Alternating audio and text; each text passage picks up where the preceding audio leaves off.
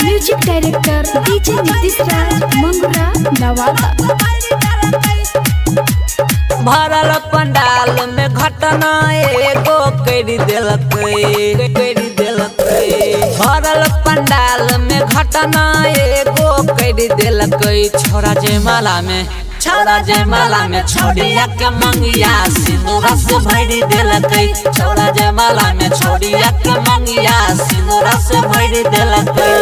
भरल पंडाल में घटना एगो करी देलकै छोरा जयमाला में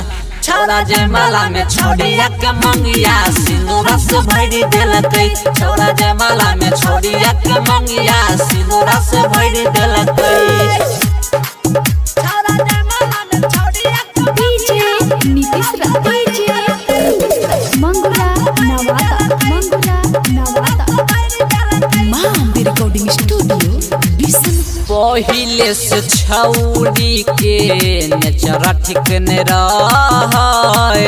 गली गली घूमई रहै कोई कुछ नहीं कहै रे पहिले से छौरी के नेचर ठीक ने रहै गली गली घूमई रहै कोई कुछ नहीं कहै बाप के पगड़ी अपन उता गिराई देलकै बाप के पगड़ी अपन उता गिराई देलकै छोरा जयमाला में छोड़िया के मंगिया सिंदूरा से भरी देलकै छोरा जयमाला में छोड़िया के मंगिया सिंदूरा से भरी देलकै।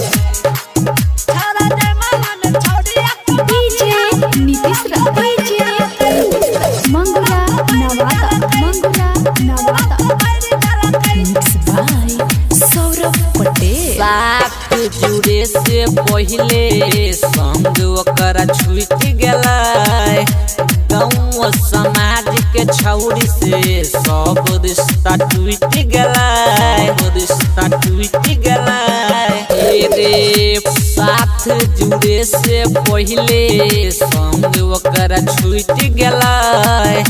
गाँव समाज के छौरी से सब रिश्ता टूट गेलै निरंजन सीडियो सच बतिया सुनाई देलकै निरंजन सीडियो सच बतिया सुनाई देलकै छोरा जयमाला में छोड़िया के मंगिया सिंदूरा से भरी देलकै छोरा जयमाला में छोड़िया के मंगिया सिंदूरा से भरी देलकै।